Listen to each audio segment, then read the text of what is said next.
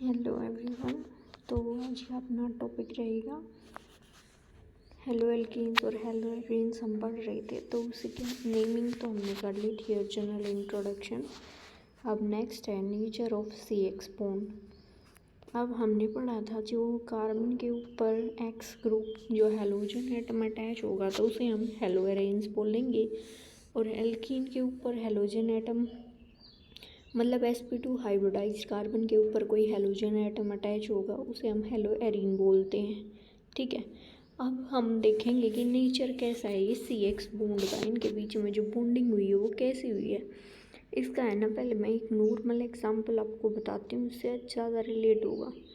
आप ऐसे मान लो जैसे ये जो कार्बन है ये आप हो और जो एक्स है ये आपका छोटा भाई या बहन है। ठीक, अब आपके पास और जो ये बीच में लाइन है ना, बॉन्ड बन रखा दोनों के बीच में, ये मान लो आपकी एक फेवरेट चीज़ या डिश है जो प्लेट में रखी है और दोनों के बीच में रखी हुई है। मम्मा ने बोला कि एक ही प्लेट से खाओ दोनों भाई बहन।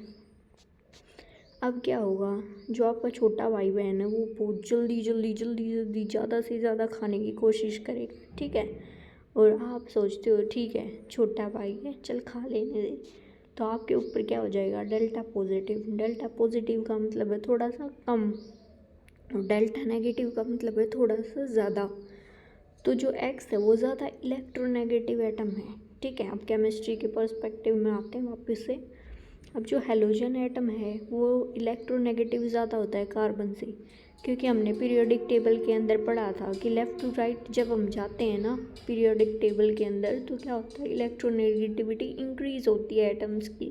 ठीक है, अब 17th ग्रुप का हेलोजन तो इलेक्ट्रोनेगेटिविटी इंक्रीज़ हुई, लेकिन डाउन द ग्रुप जाएंगे तो इलेक्ट्रोनेगेटिविटी क्या हो जाएगी, डिक्रीज़ हो जाएगी। अब इसमें बता रखा है कि एक्स तो हो सकते हैं FCl Bri, तो नीचे तक जाते जाते जब दूसरा हेलोजन एटम आएगा तो उससे चार्ज का वेरिएशन होगा। ठीक है, अब लाइन बाय लाइन करते हैं। देखो जो हेलोजन एटम है वो मोर इलेक्ट्रोनेगेटिव देन कार्बन, ये मैंने आपको अभी बताया। तो क्या होगा, जो कार्बन हेलोजन का बॉन्ड है एल्काइल हैलाइड का वो पोलराइज हो जाएगा। पोलराइज का मतलब सिंपल आप ये समझो, एक के ऊपर तो डेल्टा पॉजिटिव चार्ज आ गया, एक के ऊपर डेल्टा माइनस, मतलब जो ये बीच में बॉन्ड बना है दो इलेक्ट्रॉन थे ये दोनों तरफ एक्स की तरफ थोड़े से ज़्यादा खिसक गए हैं। ठीक है, तो उसके ऊपर चार्ज नेगेटिव आ गया डेल, और कार्बन के ऊपर थोड़ा सा कमी होगी इलेक्ट्रॉन्स की तो वो डेल्टा पॉजिटिव हो गया। ठीक है, the carbon atom bears a partial positive charge whereas halogen atom bears a partial negative charge. ये अभी मैंने आपको बता दिया।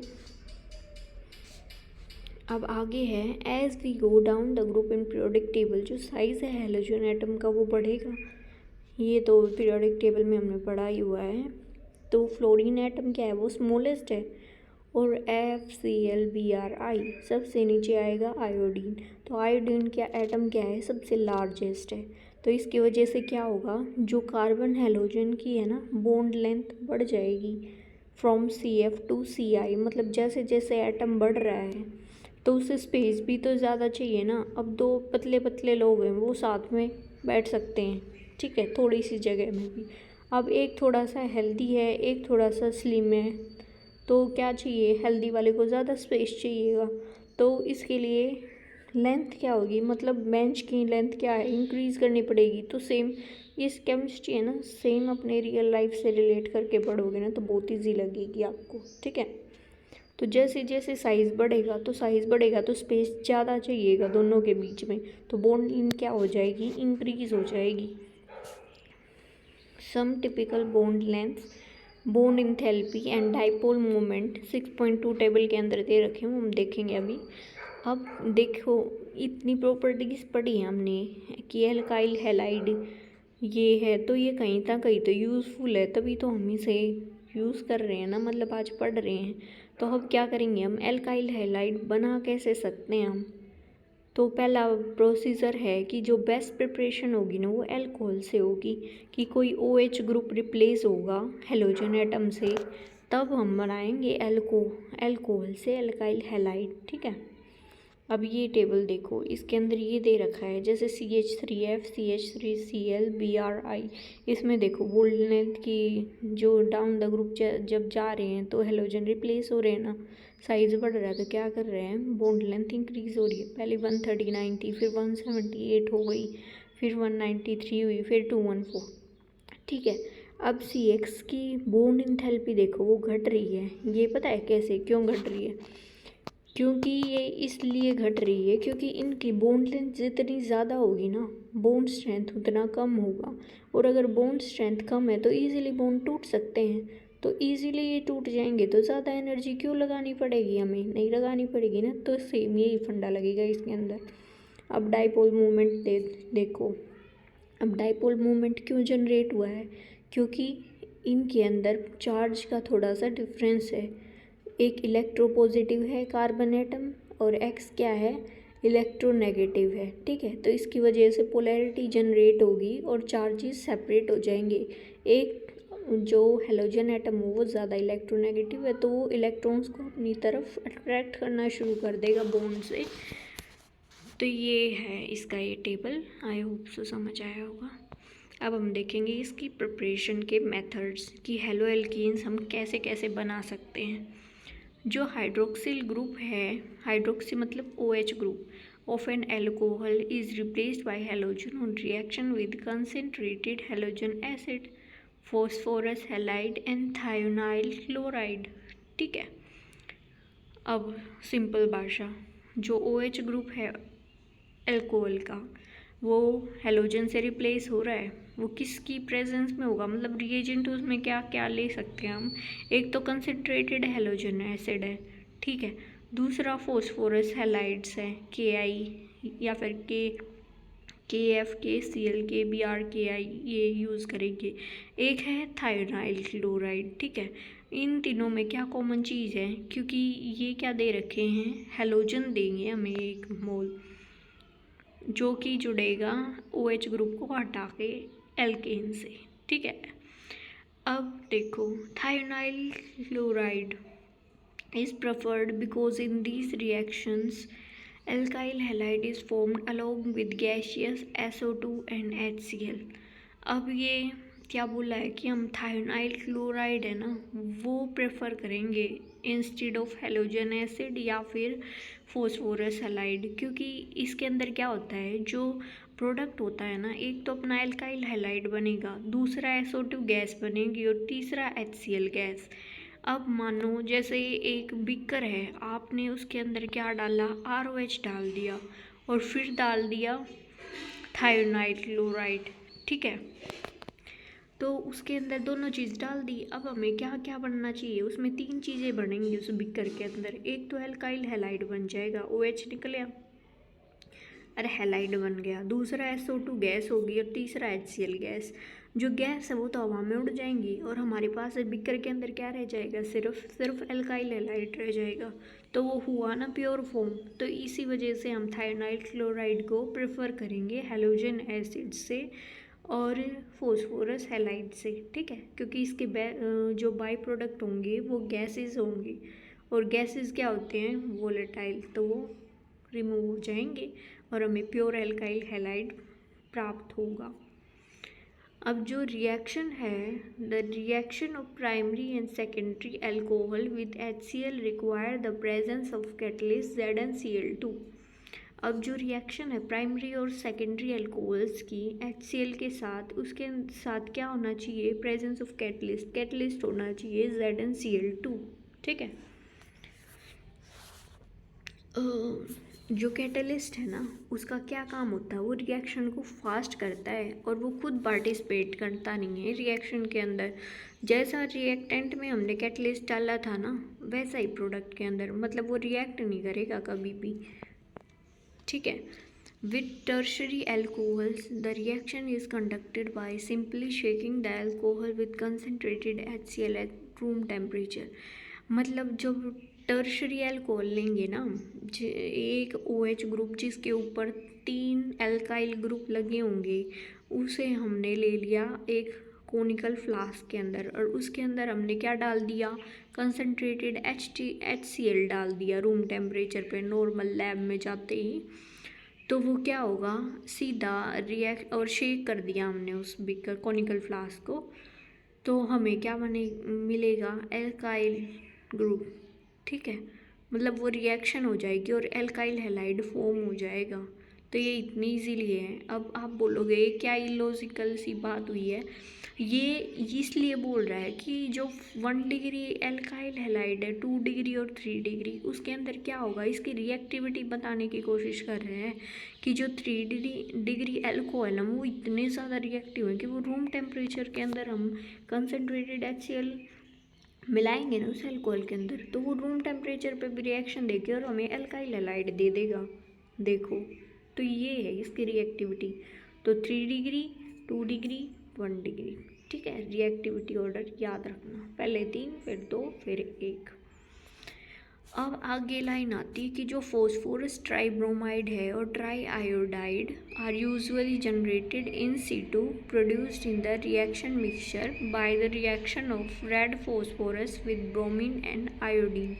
मतलब जो PBr3 या फिर PI3 है ना, वो इन सीटू मतलब रिएक्शन मिक्सचर के अंदर ही फॉर्म होंगे। कैसे फॉर्म होंगे, हम रेड फॉस्फोरस को P को और हेलोजन के साथ मिक्स कर देंगे, मतलब X2 का मतलब Br2I2, ठीक है, इनके साथ मिक्स कर दिया तो उससे क्या बन गया, हमारा रिएक्टेंट बन गया, जो कि रिएजेंट बन गया जो कि रिएक्ट करेगा एल्कोहल के साथ और क्या देगा हमें, एल्काइल हैलाइड। ठीक है, अब ये रिएक्शन देख लो जो जो मैंने बोला था ना, और वो जो थायोनाइल क्लोराइड, ये रहा थायोनाइल क्लोराइड, उसका फॉर्मूला ये होता है SOCl2। ठीक है, देखो जो पहली रिएक्शन है उसके अंदर क्या कर रखा है, एल्कोहल ROH है, उसके साथ HCl मिक्स कर दिया ZnCl2 की प्रेजेंस में। ZnCl2 क्या है इसके अंदर, ये कैटलिस्ट है, और रिएजेंट कौन सा है, HCl। ठीक है, ये याद रखना।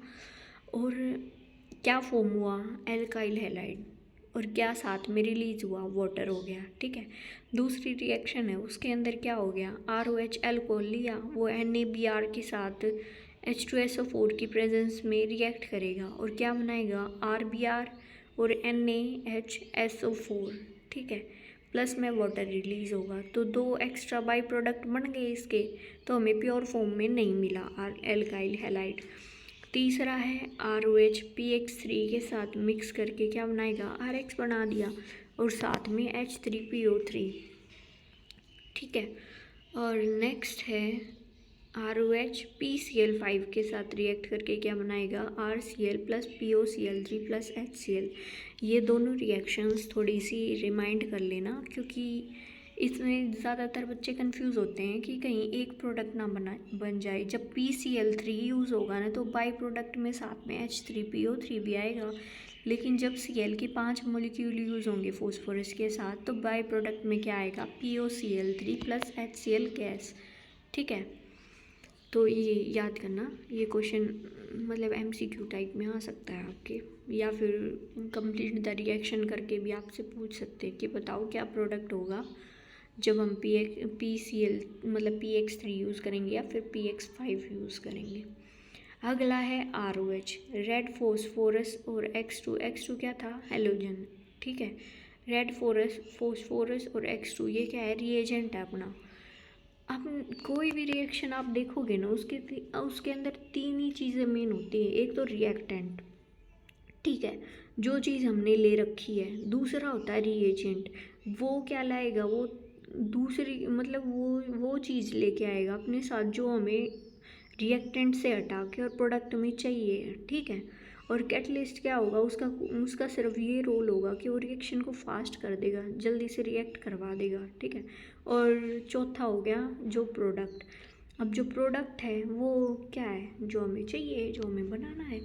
ठीक है, इसका सिंपल एग्जांपल देखो, रिएक्टेंट जैसे क्या हो गया, हम चाय बनाते हैं या कुछ भी बनाते हैं, रिएक्टेंट तो वो है जो सामग्री हमें यूज़ करनी है, जैसे चाय पत्ती दूध ले लिया, और ये क्या है, चीनी, ठीक है। ये सब मिला के हम क्या करते हैं, चाय बनाते हैं। और प्रोडक्ट क्या हो गया, चाय। पहले रॉ मटेरियल वो था, ठीक है। और इसमें सेम यही है, जो हमें चाहिए वो प्रोडक्ट, जो रॉ मटेरियल वो रिएक्टेंट, और जिसकी प्रेजेंस में होगा वो रिएजेंट, ठीक है। अब जो प्रिपरेशन है ना एल्काइल क्लोराइड की, वो carried out either by passing dry HCl gas through a solution of alcohol और by heating a mixture of alcohol and concentrated aqueous halogen acid. मतलब जो इसमें ये बता रखा है कि जो एल्काइल क्लोराइड है ना, वो कैसे बन सकता है, या तो हम ड्राई HCl गैस को पास कर दें, ठीक है, सॉल्यूशन ऑफ एल्कोहल से, या फिर हम कर दें क्या कि एल्कोहल ले लें एक पतीले के अंदर और उसके साथ मिक्स कर दें concentrated aqueous halogen acid. Halogen acid कौन से होंगे, जो हैलोजन एटम को अपने साथ कंटेन करेंगे, जैसे HCl हो गया, ठीक है। उन दोनों को एक मिक्सचर में डाल के कोनिकल फ्लास्क में डाल दिया और फिर हमने फ्लेम लगा दी, नीचे से हीट कर दिया, तो रिएक्शन हो जाएगी, ठीक है। तो क्या होगा, रिएक्शन के अंदर जो OH ग्रुप था ना एल्कोहल का, वो रिप्लेस हो जाएगा किससे, हैलोजन से, right. The above methods are not applicable for the preparation of alkyl halide. अब ये वाले मेथड है ना, हम अप्लाई नहीं कर सकते एल्काइल हैलाइड बनाने के लिए। जो अभी ये बोला है ना कि ड्राई HCl गैस पास कर दो या फिर क्या करो, हीट कर दो मिक्सचर को, तो ये यूज़ नहीं होते जनरली एल्काइल हैलाइड बनाने के लिए। क्यों, अब इसका रीज़न सुनो। बिकॉज जो कार्बन ऑक्सीजन बॉन्ड है ना फिनोल के अंदर, has a partial double bond character. उसके अंदर क्या होता है, पार्शियल डबल बॉन्ड कैरेक्टर होता है, और वो डिफ़िकल्ट होता है ब्रेक होने के लिए, being stronger then a single bond. अब फिनोल आपने देखा होगा ना, बेंजीन रिंग के ऊपर क्या होता है, OH प्रेजेंट होता है, ठीक है। अब उसका H तो निकल जाएगा क्योंकि एसिड है, तो वो प्रोटोनेट करेगा सबसे पहले। अब रह गया क्या, O नेगेटिव। अब वो नेगेटिव है जो बेंजीन रिंग के ऊपर रेजोनेट करेगा, घूमेगा, तो उसकी वजह से क्या हो जाएगा, sp2 कैरेक्टर आ जाएगा। तो इस वजह से क्या होगा कि वो बॉन्ड डिफ़िकल्ट हो जाएगा ब्रेक करना। तो ये रीज़न है कि हम इससे ये नहीं बना सकते, ठीक है।